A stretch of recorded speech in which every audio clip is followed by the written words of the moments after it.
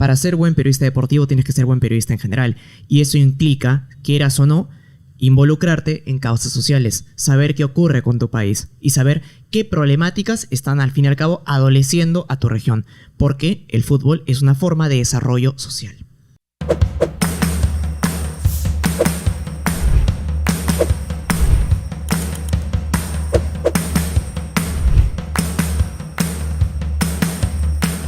Bienvenidos a Perú Libre y Posibilidad, un videopodcast en el que reflexionamos sobre el Perú por medio de libros de autores peruanos que justamente reflexionan sobre el Perú. En este nuevo capítulo vamos a analizar el libro Ese gol existe, del sociólogo Aldo Panfichi, quien nos muestra que el fútbol no solo es un deporte, sino también es una ventana para entender al Perú, ¿no? A distintos niveles. Y también, bueno, en este caso me acompaña Yesenia Álvarez. Hola Diego, ¿cómo estás? Efectivamente vamos a analizar este libro. Aldo Panfichi es el editor y junta varios ensayos y vamos a tocar especialmente algunos de ellos relacionados a la sociología del fútbol, un poco a la historia, la rivalidad entre clubes y también un poco cómo forma parte de la identidad cultural, cómo el fútbol termina reflejando nuestra sociedad, aspectos políticos, económicos, sociales y culturales, y a la vez cómo el fútbol termina representando esos aspectos. ¿Es un reflejo o es una representación? Para eso contamos con dos amantes del fútbol y amantes de los análisis políticos y sociales. Me acompaña Nicolás Bayón, periodista deportivo. Bienvenido, Nicolás. Gracias, Yesenia. Un abrazo para Aura, también para Diego, que nos acompaña en el día de hoy. En verdad, el fútbol se define, como lo dice el propio Panfichi, como un fenómeno sociológico extraordinario, y en verdad creo que no existe mejor combinación de términos para ello, sobre todo el fútbol nacional, que en balance al avance también, valga la redundancia, de la sociedad, de la historia, cómo va cambiando la política peruana, uno se va dando cuenta de que el fútbol termina volviéndose más un motivo de confraternidad a convertirse en una competencia y todo lo que ello conlleva. Yo creo que vamos a tener una vasta conversación para tocar los temas sociales, políticos que rodean al fútbol y creo al deporte peruano en general. Gracias, Nicolás. Aura Arbulú, también analista política, gran amiga, y siempre estamos con ella en procesos de reflexión democrática sobre el país. Bienvenida, Aura, un gusto estar aquí contigo. Muchas gracias, Yesenia, y muchas gracias, Diego. También un gusto compartir mesa con Nicolás. Yo siempre tengo esta frase que repito, que es que el fútbol es lo más importante dentro de las cosas menos importantes. Lo digo todo el tiempo porque refleja en parte mi vivencia con el fútbol. Y como desde muy chica, siguiendo los pasos de mi abuela, básicamente he sido una, no analista, sino una fantástica seguidora de la selección peruana. Pero muchas gracias, estoy súper interesada en ver qué depara el día de hoy. Genial, muchas gracias Aura, muchas gracias Nicolás. Empezamos, simplemente quisiéramos saber sus primeras impresiones y reflexiones sobre el libro, ¿no? ¿Qué les ha parecido Ese gol existe? ¿No? Sobre todo sobre esta comparación que hace de fútbol con la sociedad peruana, ¿no? Podemos empezar con Aura. Claro, bueno, en principio no había escuchado sobre este libro antes, así que leerlo fue como entrar a un mundo nuevo, precisamente porque era también entender el fútbol desde adentro, el fútbol de manera histórica, el fútbol como identidad. Y creo que eso hace Aldo con este libro, es un poco explicar cómo el Club Alianza Lima, cómo el Club Universitario de Deportes, cómo Cienciano, cómo todos estos clubes que siempre he escuchado en la liga o la profesional terminan creándose o cómo surgen. Para mí lo más importante o lo más interesante ha sido saber cómo el club, yo no sabía cómo la U había surgido, por ejemplo, soy de la Alianza, por cierto. Me parece fascinante además porque siento que en los peruanos, al menos cuando llegamos al Mundial, cuando hace muy poco, todos teníamos esta sensación de que el fútbol era todo y que yo le creía todo a Cueva y que yo le creía todo a Carrillo y me hacía feliz, era un momento donde me hacía feliz y también era un proceso muy doloroso de observar que los clubes no estaban reflejando o no estaban trayendo lo mejor a la selección nacional y que al final era este proceso de estar últimos o penúltimos sabiendo que podíamos dar más. Claro, una mirada del fútbol como selección nacional, pero también hay una historia a nivel de clubes o digamos de los campeonatos nacionales. ¿Qué te ha parecido a ti, Nicolás, el libro? A mí particularmente, mencionabas el tema de histórico. Los capítulos que más disfruté fue sin duda el momento de la profesionalización. Cómo la conceptualización del fútbol pasa de ser de un deporte de gente pudiente, de inmigrantes ingleses, a ser un deporte practicado en su mayoría por el pueblo. ese proceso, ese cambio social, incluso que tiene varias aristas políticas dentro de sí, me pareció fascinante. Una segunda opinión que podría dar es que en el primer capítulo, de hecho, Panfichi dice: el potencial académico del fútbol está bastante infravalorado. Yo estoy completamente de acuerdo con ello. Nos estamos olvidando de que el deporte como tal nos sirve como un estudio también a la sociedad. Los cambios, los diversos matices que tiene dentro de este, y sobre todo cómo podemos mirar el deporte como un punto desarrollador a los defectos que tenemos como sociedad. Yo siempre lo he visto de esa forma, como que el deporte o el fútbol puede tener elementos positivos y que al fin y al cabo pueden ayudar a la vida de las personas. Ahora, ¿y tú también lo ves al fútbol como una herramienta con la cual se puede analizar la identidad? Lo has mencionado, esta cercanía, la familia, lo has mencionado también el tema de verlo como selección, el tema de la identidad con los clubes. Entonces, ¿ves al fútbol como una herramienta para analizar el Perú?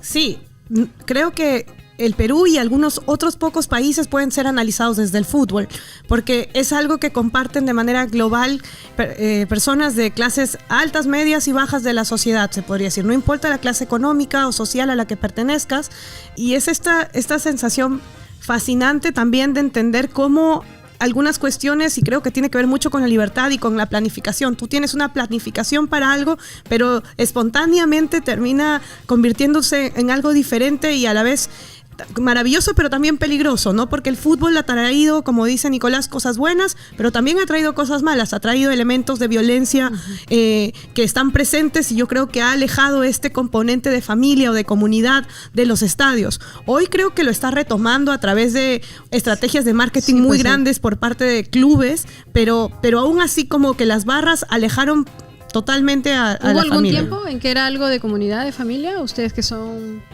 Yo voy al estadio desde que tengo 7 años, y en su momento, desde que tengo uso de razón, siempre las palabras de mi padre fue: tenemos cuidado. Mi abuela solía apoyar al Club 7 de enero en Chiclayo, entonces ella iba con su matraca e iban todos los del barrio en ese momento, y tenían una comunidad que se protegían los unos a los otros, y creo que es muy inusual porque mi abuela, en general yo creo que las mujeres no han sido muy cercanas, pero ella es una fan acérrima de Messi. Entonces es como estas cuestiones donde antes yo siento que la comunidad sí estaba más presente. Yo siento que eso tal vez habría sido diferente fuera de Lima, no sé.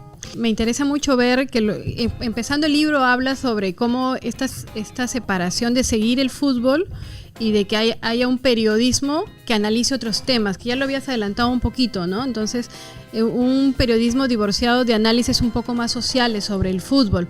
Tú como periodista y tú también ahora como analista política y también como fan, así, con esa pasión que tienes, ¿cómo encuentran el periodismo del que habla este libro, que es del 2008, luego tiene una edición más del 2016, ¿sigue siendo así de escaso o ha mejorado el periodismo en el cual uno puede nutrirse sobre el fútbol tal como habla este libro, tal como plantea este libro? Yo considero que, al menos en lo que supone a años anteriores, hemos mejorado mucho. Tal vez hemos perdido un poco la capacidad de ser narrativos, de poder romantizar un poco más el deporte, pero hemos ganado recursos. El comentarista ahora tiene más posibilidades de análisis dentro de lo que es, por ejemplo, una transmisión televisiva. Lo que sí, yo no debato, se lo comentaba Diego, para ser buen periodista deportivo tienes que ser buen periodista en general. Y eso implica, quieras o no, involucrarte en causas sociales, saber qué ocurre con tu país y saber qué problemáticas están al fin y al cabo adoleciendo a tu región, porque el fútbol es una forma de desarrollo social. Bueno, hace poco justo leí un artículo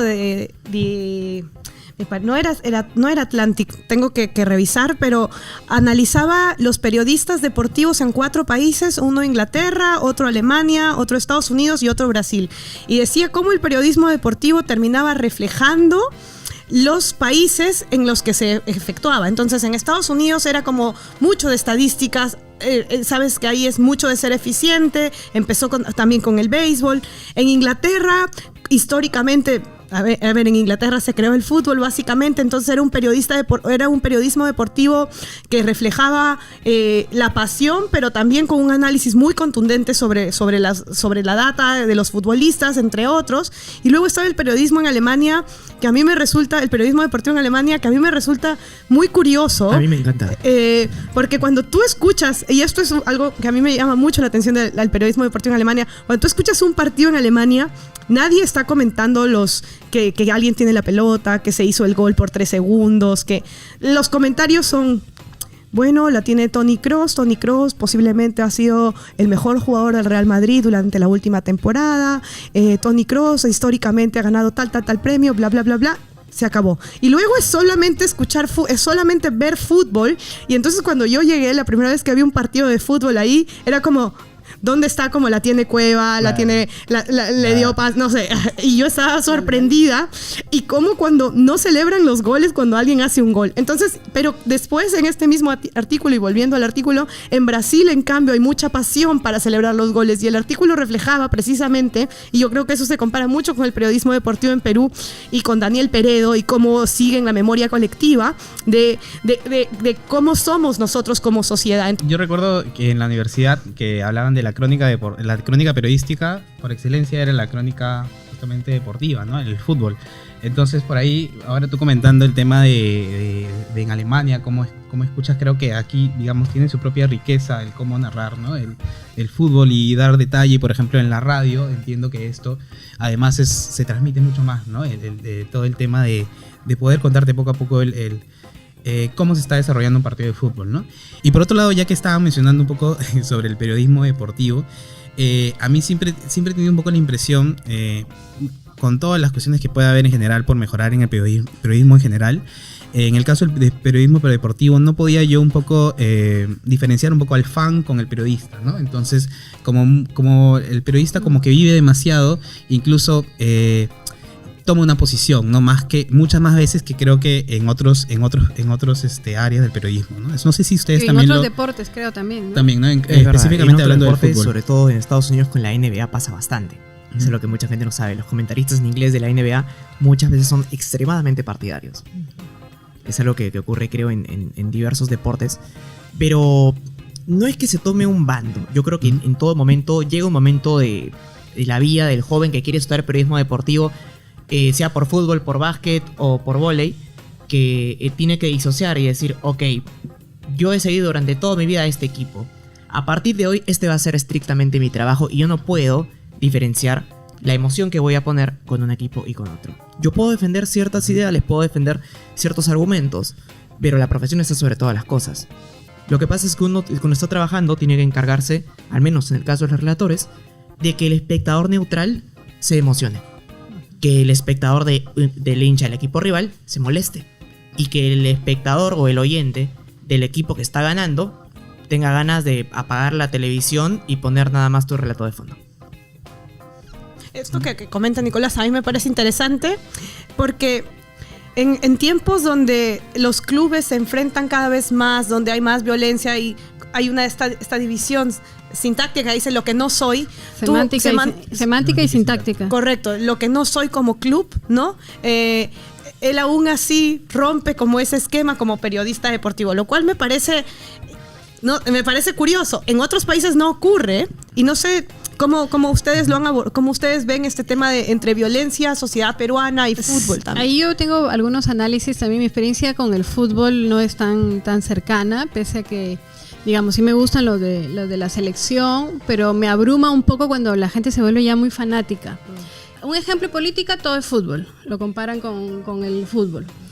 Y entonces, o lo que comenta también, en que pasan primero de ser una actividad para compartir en familia a un fenómeno en el que terminas insultando a otro. Eso yo lo he visto con personas profesionales, supongamos que conozco de una maestría, estoy una maestría con ellos y algo, y de pronto veo en su Facebook diciéndole gallina, insultando al otro. Entonces no puedo comprender eso, cómo llegan, y que se parece un poco al box también, cuando se ponen frente a frente y se pelean, ¿no? Entonces esa parte es la que no me gusta a mí del fútbol, A ¿no? mí me parece hasta un poco infantil por momentos. Pero todo el fútbol tiene que ser así, ¿ustedes lo entienden así? Es una parte. Yo no lo entiendo así, pero por supuesto que uno puede, con la pasión, y sobre todo el anonimato que te brinda estar en un estadio, o lo que entendíamos antes en redes sociales, donde todos éramos impunes de escribir lo que queríamos, o si tenemos una cuenta falsa en Twitter, etcétera. Me gusta lo que dices, Yesenia, sobre este tema de violencia, porque yo siento que esto se parece un poco también a la política peruana en estos días. Uh-huh. ¿Por qué? Porque hoy en día vemos a un congresista siendo agredido en un club, en una discoteca, y la gente está como, es un meme, qué risa, ¿no? Claro. Y es lo mismo en el fútbol, como, no, le quité la banderola al equipo contrario, mira lo que soy, mira. Sí. Y si no hay un pare, y si no hay un pare institucional, entonces esto se termina descontrolando. Yo creo que si no hay una decisión institucional de la U, o de la Alianza, o de la Aurich, porque piensan que siempre tiene que haber este tipo de violencia, porque eso es parte del fútbol, entonces al final temas como racismo, homofobia, que están súper cercanos a nuestra sociedad peruana, se van a mantener impunes. Como, claro, es como el chiste, ¿no? Como ya pasó. Claro. Súper arraigados también a la cultura del fútbol aquí en el Perú, vale decir. Yo estoy bastante en contra, lo he manifestado públicamente más de una vez, con las actitudes de algunos dirigentes deportivos de clubes importantes aquí en el Perú, que no tienen, claro, entiendo de que el rol de querer cancherear, de querer siempre encender la rivalidad, claro, pero eso le corresponde al hincha, hasta al jugador, no a un dirigente. Tú como dirigente estás encargado de administrar y de representar al club. Si te encargas más de hablar del rival, o de constantemente demeritar a un rival, que de enaltecer las acciones de tu club, creo que ahí hay un problema. Sí, es lo que después es un deporte con el que se puede disfrutar, ¿no? Esta parte que mencionan en el libro, un ensayo que habla, ya lo mencionaste un poco ahora, la parte semántica, ¿no? Que tú te defines en un equipo por lo que eres, ¿no? Soy, digamos, de esta forma. Y la parte sintáctica es cuando te defines, lo explica así, por lo que no eres. Y ahí comienza un poco el antagonismo. ¿Y ¿usted no lo encuentra relacionado con el antivoto en la política? O sea, nunca voto por lo que quiero, sino que últimamente en el Perú votamos por lo que no queremos y terminas votando por otras opciones, ¿no? Entonces, no sé si... Nicolás? Has hecho una analogía excelente, porque el 70% de los hinchas acérrimos que yo conozco, de Alianza Lima, Universitario, de Sporting Cristal, prefieren ser de ese equipo porque sus valores van totalmente opuestos a los valores del equipo del cual se le indicó que tenía que ser hincha. ¿Por qué crees de que ocurre a veces casos? De que un padre es de la U y el hijo es de Alianza Lima. Porque precisamente él termina rechazando los valores porque no lo terminan representando. Interesante, no había pensado en analogía del antivoto, pero sí tiene total sentido de yo no voto por esto y porque esto no me define. Y hoy en día que los temas identitarios están por sobre todo lo demás, o nos han llevado a entender el uno al otro como casi un enemigo. Claro. Claro, por supuesto que me hace sentido a raíz del fútbol, y siendo el fútbol un deporte que despierta pasiones y hasta siempre democrático, ¿no? Lo que tú dices del antivoto, de lo que no soy, no sé si de chicos pensamos en eso. Yo creo que al final hay algo que me parece interesante cuando es la formación de las pandillas que llegan, o de las barras bravas, es como llegan a sentirse parte de una comunidad, pero muchas veces es como la primera vez que forman parte de una comunidad. Entonces, claro, pero si formas parte, o sea, todos queremos identidad y pertenencia, sobre todo cuando estamos chicos o creciendo, pero en el fútbol es como identidad y pertenencia en contra de otros, que funciona también con los partidos, funciona también con los conciertos, pero digamos no hay ese nivel de agresividad en otras áreas, podríamos decir, que no es el fútbol, ¿no? Me parece que en el fútbol sí se tienen que insultar como en el box, ¿no? No, claro. Sí, también quería justamente comentar, encontré creo la cita perfecta para definir lo que estábamos conversando. Dice: los amigos enemigos no se diferencian por condición económica o color de piel, sino por la aceptación o el rechazo de los significados que encarna cada una de estas identidades colectivas. Las barras bravas terminan siendo identidades colectivas. Claro, y ahora eso también, o sea, no solo se traslada a la política en el tema del voto y antivoto, sino también en el gobierno, ¿no? Porque ahora, o las acciones que hay, porque ahora, digamos, mucha gente apoya o no, a veces medidas o ciertas políticas, en tanto que los contrarios, los izquierdistas, los progresistas o la derecha, le vamos a sacar lágrimas a la... Es una frase que se usa, ¿no? Que por las lágrimas... caviar y eso. Entonces, uno está... O sea, celebra una medida, no tanto por si sea buena o no, o tanto esté de acuerdo, sino en tanto que finalmente a un grupo no le va a beneficiar o le va a perjudicar, ¿no? Le va a malograr el día. Le va a perjudicar, claro. Entonces, es como bastante infantil, bastante rivalidad, bastante, sí, digamos... como una pelea de chiquillos, en verdad, ¿no? Y creo que la política en general, y de hecho lo vemos en los mismos políticos, ¿no? Y algunos políticos que a veces han sido rechazados también tienen esas actitudes. Y al final va bajando la calidad, ¿no? En general de discusión y en general de convivencia, ¿no? Sí, ahí hay una parte en que habla que el fútbol está identificado con sentimientos primarios, ¿no? Correcto. Con bastante instintivo, ¿no? Sí, ¿no? Entonces, y ha pasado a todos, es decir, no sé, algunas veces uno dice como de manera muy reaccionaria, como sin pensarlo, como, me alegro por tal cuestión, y luego es como, ¿qué me está pasando, no? ¿Por qué me estoy alegrando como de cuestiones tan simples? Ustedes mencionaban, entre los dos escuché el tema de que es algo accesible, pero en el libro también, y se habla el tema de la desigualdad, ¿no? Entonces, entre clubes, ¿no? Y yo también no conozco mucho de clubes, pero viendo ya Perú contra Inglaterra, Perú contra Alemania, ¿cómo ven eso el fútbol? Porque hay un momento que dice que al final ahí es un tema de competencia equitativa, con las reglas, pero ustedes encuentran que de repente como viene la selección de Estados Unidos, no es lo mismo que la selección de Perú, pero a veces esa selección de Estados Unidos que le ha invertido más infraestructura, todo, pierde de repente ante otro equipo de otro país. ¿Cómo ven este tema de la desigualdad, la infraestructura, el acceso a entrenamientos, ¿no? Creo que el Perú, ustedes sabrán más también. Profesionalizando también, van profesionalizando. ¿Y cómo le fue mejor? Creo a Perú, cuando nos iba bien con Gareca, había un tema de psicólogos ahí también, ¿no? Habían trabajando la mente, ¿no? ¿Cómo ven ese tema de igualdad, desigualdad? ¿Es de verdad si tan accesible el fútbol? Yo creo de que este paralelismo se va a repetir de forma constante. El fútbol peruano es una representación del Perú como país. ¿Por qué los 3 equipos más poderosos de todo el país son de Lima? ¿Por qué?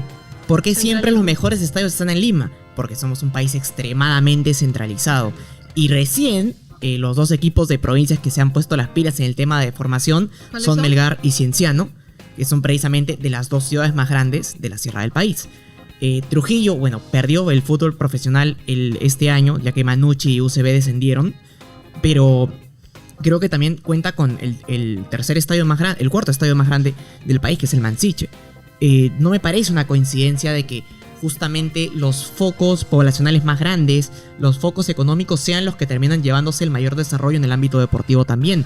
Siempre hablamos nosotros de cómo se perdió Manco, que cómo se perdió tal cual. Tantos jugadores de fútbol peruano se han perdido y se pierden precisamente porque cuando llegan primero, muchos no llegan, ¿no? Están en divisiones menores. Si su mamá no pudo acompañarlo a llegar, no llegó. El caso de Di María a mí me parece, no sé si conocen el caso del Fideo. Entonces, ese es un caso central y creo que en América Latina eso es uno de nuestros principales males. Es decir, no...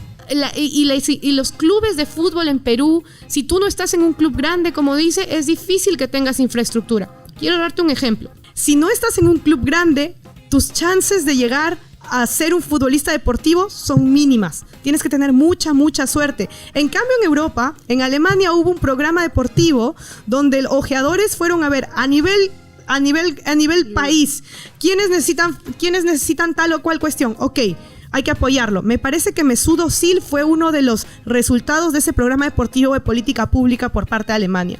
A lo que voy es que no es igual. Podemos ser los mejores regateadores del mundo, pero creo que en otros países tienen más esta identidad de universitario de deportes física y eso termina ganándonos. Porque a la larga es así. Que en general también es el tema de méritos, ¿no? El de cómo está para que tú puedas llegar a desarrollar tu talento, ¿no? A potenciar como sociedad, como país, potenciamos el talento, por ejemplo, en el fútbol. O sea, me está diciendo que no, tampoco como pasa en otras carreras, como pasa en otras áreas, en el fútbol tampoco. Si alguien es muy bueno y tú lo ves por ahí, no hay posibilidad que llegue. Correcto. Y aparte de eso, Perú, a nivel global, no es una cantera de futbolistas.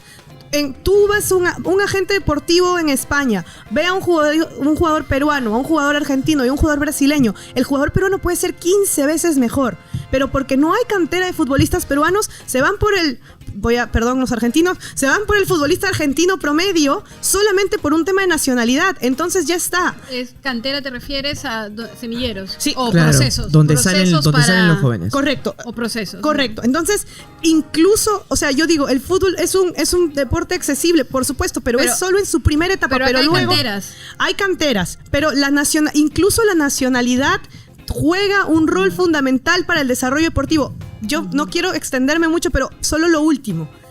Cuando Perú ganó el Mundial, no, él ganó, cuando Perú, perdón, esto soy yo siendo delusional. Cuando Perú clasificó al Mundial y cuando Perú jugó con Dinamarca, Francia, yo decía, después de este Mundial, a todos se los van a llevar a equipos buenos. ¿Sabes? Yo dije, todos van a ir a un equipo de España. Creo que todos pensamos eso porque la performance fue excelente. Correcto. ¿Qué fue? Gestión, ¿no? O sea, procesos. Yo creo que es un tema de procesos. Pero hay un sistema. Lo que tú dices, ¿no? Hay un sistema. ¿Eres futbolista peruano? Ok, fuiste una vez al Mundial. Ya está. No es como claro, que te vi de nuevo. Pero yo eso estuve cuando no ganó. pasó. Claro. No, pero precisamente porque hay un sistema en el fútbol muy arraigado actualmente de los agentes que tienen muchísimo poder y que son de los principales responsables de que las crisis del fútbol aquí en Chile y en muchos clubes de América Latina esté como está. Y porque ahí al final ya al tema de corrupción. Correcto, porque claro, te venden a un jugador y luego dicen, ponme también a este. ¿Cuáles son los incentivos ahí que se mueven, que al final... Ahí le voy a dejar a Nicolás. No creo, ahí sí, tal vez no voy a estar de acuerdo con Aura. Yo creo de que no es tanto un tema de que haya una argolla en contra de los peruanos o de los chilenos o de los latinos. En general yo creo de que cada país termina haciéndose propaganda por sí solo. ¿Qué pasa si yo contrato a un futbolista peruano técnicamente excelente, dotado de un gran físico, rápido, veloz, que te marca bien el espacio, que juega en colectivo, excelente, 10 puntos, pero no me asegura nada de que el fin de semana no salga a tomarse una cerveza con sus amigos? Y que sí, puede jugar borracho el día domingo. Lamentablemente, eso termina pesando mucho. Y no solo eso, pesan factores como la poca adaptación, porque el peruano es mucho de estar con su familia, mucho de estar con su gente. Y una pregunta más ahí, ¿cómo ven ese papel que mencionan de las canteras? ¿Lo ven más privado de lo que tú mencionabas? ¿Ves el papel del Estado? ¿El Estado tiene que hacer algo de todas maneras? Se tiene que... usualmente hay mucha gente que dice que tiene que todo esto institucionalizarse, o sea, hacerse privado. Yo creo todo lo contrario, que debe hacerse público. Actualmente existe ya una unidad técnica de menores creada en la Federación Peruana de Fútbol dirigida por José Chemo del Solar, el popular Chemo, que se está justamente encargando de viajar por todo el Perú, por diversos países de todo el mundo, buscando a chicos con parientes peruanos o directamente buscando a los mejores de las categorías inferiores. Chemo está agarrando a chicos de 13 a 14 años porque a partir de los 15 a 16 no les sirven. Porque la capacidad de desarrollo y el potencial que pueden desarrollar en esos 2 o 3 años que llegan a convertirse en profesionales es muy poco. Él trabaja netamente en formación, desde lo mental de lo físico. Es algo que recién ha comenzado a hacer la Federación Peruana de Fútbol, que es una entidad privada, pero que al fin y al cabo va de la mano con el IPD. Si me pides a mi opinión, ahora sí, recapitulando todo, yo creo que es un tema que debe hacerse estatal, debe hacerse descentralizado, porque al fin y al cabo... Yo sí pienso que los clubes, que nosotros debemos entender mejor el derecho a asociarnos. Creo que muchas veces cómo nos asociamos en pequeños clubes no termina de cumplir nuestras expectativas. Creo que también las élites económicas en las respectivas regiones deberían hacer más. Por organizar mejores campeonatos, por no esperar al Estado, que tiene prioridades lamentablemente muy urgentes que atender en un país como el nuestro. Pero por supuesto que pienso que por una política pública clara también debe ir acompañada. Si vamos a tener una política pública clara, tiene que ir acompañada de dinero. No quiero un gran discurso diciéndome, o una gran norma diciéndome cómo vamos a solucionar el problema del Perú y el fútbol si no hay dinero que acompañe. Entonces, prefiero en ese sentido que vaya... ¿Dinero público o dinero privado? Público. Dinero, o sea, yo pienso que o tienes una política pública con mucho dinero en esto, que para mí no es una prioridad para el Perú en este momento. Y si no le pones dinero, entonces mejor no lo hagas, porque lo vas a hacer mal, vas a decepcionar a mucha gente. básicamente vas a romper un sueño de gente que tal vez creyó en la política pública, o empiezas llegando a los privados con clubes, con élites económicas en cada región, donde las regiones hay dinero. Lleguemos y organicemos un campeonato que valga la pena. Trabajemos en menores, o sea, lo que dice de Chemo del Solar, ¿no? Me parece súper bien. Finalmente, el libro El Gol Existe nos muestra cómo el deporte es un espejo de la sociedad peruana, ¿no? Y lo hemos estado justamente comentando en varios momentos de la discusión. Entonces, quería saber, ¿por qué recomendarían leer este libro? Y si de repente, específicamente, alguno de los ensayos que más les haya interesado y por qué también, ¿no? Ahora no sé si deseas. Sí, bueno, interesante la reflexión sobre el Perú a raíz del fútbol. Creo que es un campo realmente donde podríamos explorar más lo que somos y lo que queremos ser. Y agradezco mucho además haber leído a autores peruanos, Aldo como editor, pero en general autores peruanos que han pensado el Perú desde el fútbol y lo encuentro valioso.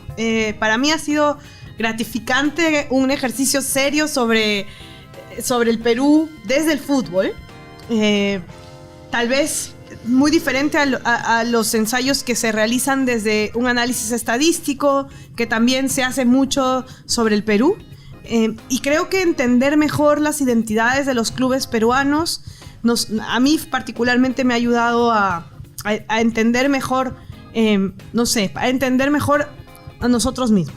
Para mí me gustó mucho me gustaron dos ensayos particularmente. Uno es Fútbol, Cultura e Identidad en el Perú, de David Good, y La violencia y agravio en el fútbol peruano, la animalización del rival, de Aldo Panfichi. Esos dos, el primero porque hace realmente un análisis sociológico serio sobre el Perú, sobre su identidad, sobre cómo funciona la Alianza y el Universitario de Deportes, pero el segundo también sobre cómo entendemos la violencia en el fútbol peruano. Entonces, esas dos particularmente llamaron mi atención por si alguien quiere revisarlos. Yo recomiendo vastamente los capítulos entre el Offside y el Chimpún, las clases populares limeñas, de José de Ostúa, la Fundación de Alianza Lima, de Martín Benavides, la historia del primer clásico peruano, de Jaime Pulgar Vidal, y la verdadera historia de los Olímpicos peruanos en Berlín 1936, de Luis Carlos Arias Schreiber. Y recapitulando el libro, creo que he sido bastante resiliente en que el fútbol peruano y la sociedad, la cultura peruana comparten muchas cosas. La belleza, el fútbol peruano es uno de los más vistosos a nivel mundial en lo que hablamos de técnica, de virtuosismo. También el desorden, lamentablemente, ha crecido de una forma desordenada como nosotros, como sociedad. La violencia también termina adheriéndose al deporte como tal. Y el misticismo, porque dentro también del capítulo de Berlín 1936, uno se da cuenta de que toda esta tradición construida alrededor de una heroica hazaña de los peruanos que perdieron pero regresaron aplaudidos al país, no todo se cuenta de la forma como realmente se dio. Y eso no solo pasa en el deporte, sino también en muchos otros episodios de la historia peruana. Por lo que yo recomiendo bastante estos capítulos, pero sobre todo, y haciendo un resumen del libro, yo sí lo recomendaría, sobre todo para los que son periodistas deportivos también. A veces uno debe salir de su zona de confort, analizar también la sociedad, analizar el Perú, cómo está el país y sobre todo cómo van cambiando no solo el deporte, sino también la sociedad. Okay. Bueno, yo también quería comentar el libro, me parece muy interesante. A mí en mi caso, como les había comentado, no soy muy cercano al fútbol, pero sí en general como los análisis sociológicos, en este caso también nos cuentan historias, ¿no? Parte de la historia del fútbol, y eso me parece súper interesante, como tú mencionas, cómo surge Alianza Lima, y también este contraste con Universitario. Me parece genial enterarme de eso que yo por lo menos desconocía, y cómo fue el inicio, ¿no? Porque el inicio eran justamente, como lo hemos dicho, ¿no? Estos clubes más, era cierta élite, y eso cambió por completo, ¿no? Entonces, eso me parece súper interesante, y también que nos pueda permitir reflexionar en general describirnos como sociedad, ¿no? Y hacer estas analogías con la política o con algunos otros aspectos en general de la vida de los peruanos, ¿no? Gracias, Diego. Siempre es un gusto estar aquí en este video podcast contigo. Gracias, Aura. Gracias, Nicolás. Esto ha sido Perú, Libro y Posibilidad. Recuerden compartir el episodio y acompañarnos en estas reflexiones sobre aspectos políticos, económicos, sociales y culturales del Perú a través de libros sobre el Perú escritos por peruanos. Muchas gracias. Hasta la próxima. Gracias. Gracias, nos vemos.